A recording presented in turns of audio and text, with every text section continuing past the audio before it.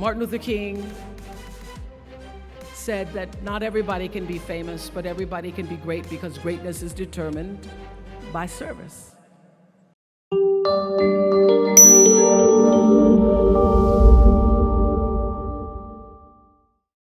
The three things that I want to leave with you, just these three. I could do 10, I could do a whole life class. But just these three things will carry you if you let them. First and foremost, knowing who you are. Knowing who you are. Being able to answer this question, who am I and what do I want? You know, many times when I go out of the country, I am baffled by that question. To explain what is your occupation. I've stood there for 10 minutes. Well, am I a talk show host? Well, I'm more than a talk show host. Am I a businesswoman? I'm a businesswoman. I'm more than a businesswoman. Am I an entrepreneur? I'm more than an entrepreneur. So I just leave it blank or self-employed. So I'm not asking for the roles that you play as daughters. I'm not asking that question. What are the roles that you play as a daughter, as a friend, as a sister? You're going to be a lawyer, you're going to teach, you're going to be a pharmacist. I'm asking the bigger question of who am I? Who am I really? My answer is I am God's child. I am that which is born of all that is. I am, as Pierre de Chardin said, a spiritual being having a human experience, come trailing the breath of the ancestors yet, but trailing the breath of the angels. And understanding that because I am connected to the source of all that is possible for me. That's who I am. And what do I want? I don't want to just be successful in the world. I don't want to just make a mark or have a legacy. The answer to that question for me is I want to fulfill the highest, truest expression of myself as a human being. I want to fulfill the promise that the Creator dreamed when He dreamed the cells that made up me. So, knowing who you really are in this space and time that we embody, that's number one. What do you want? Who are you? Number two, you must find a way to serve. Martin Luther King said that not everybody can be famous, but everybody can be great because greatness is determined by service. Now, we live in a world where everybody wants to be famous and where we admire people for just being famous. We think being known brings us value. The truth is, all of that will fade in time.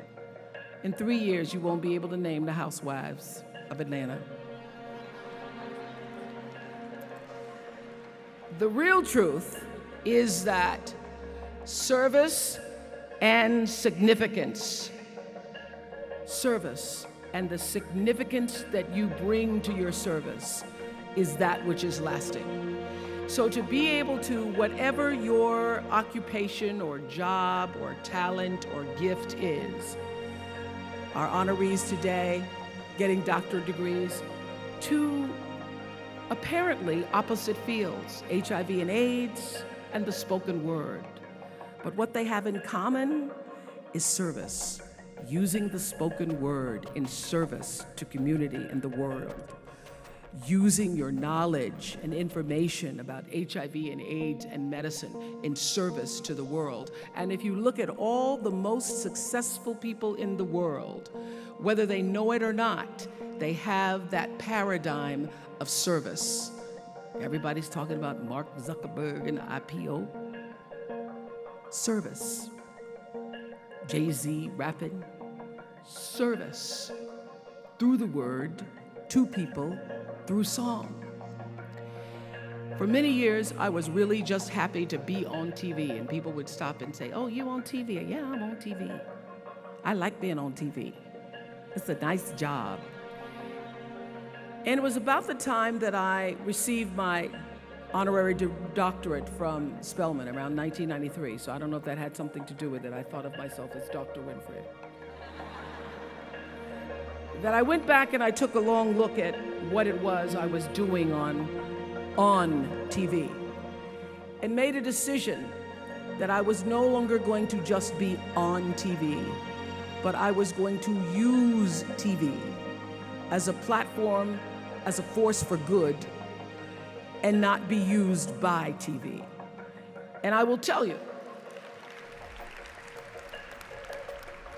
my decision to make that significant change in the way I operated on television, using television as a service, changed my career exponentially.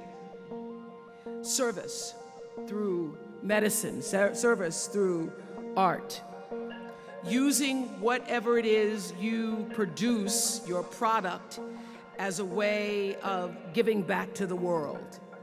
When you shift the paradigm of whatever it is you choose to do to service, and you bring significance to that, success will, I promise you, follow you. Number 3, it's so simple, but so hard to do.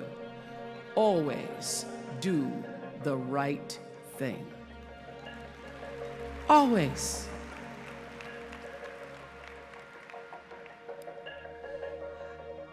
Be excellent. People notice. Think of how you notice. You go to Taco Bell, somebody gives you an extra napkin and some sauce. You notice. You want to go back to that person, because even at Taco Bell, excellence shows itself. Be excellent. Let excellence be your brand. Everybody talks about building a brand. I never even knew what that was. When people would say, "You're a brand," I would say, "No, I'm just Oprah." What I recognize now is that my choice to, in every way, in every example, in every experience, to do the right thing and the excellent thing is what has created the brand.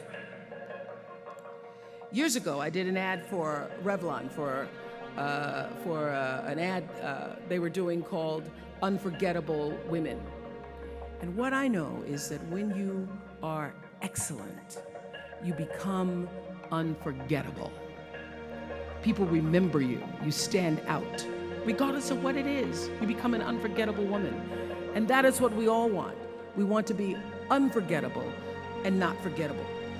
So doing the right thing, even when nobody knows you're doing the right thing, will always bring the right thing to you. I promise you that. Why? Because the third law of motion is always at work. For every action, there's an equal and opposite reaction. That is so true in all of our lives. That's what Newton said. Celia in The Color Purple said it, "Everything you even try to do to me,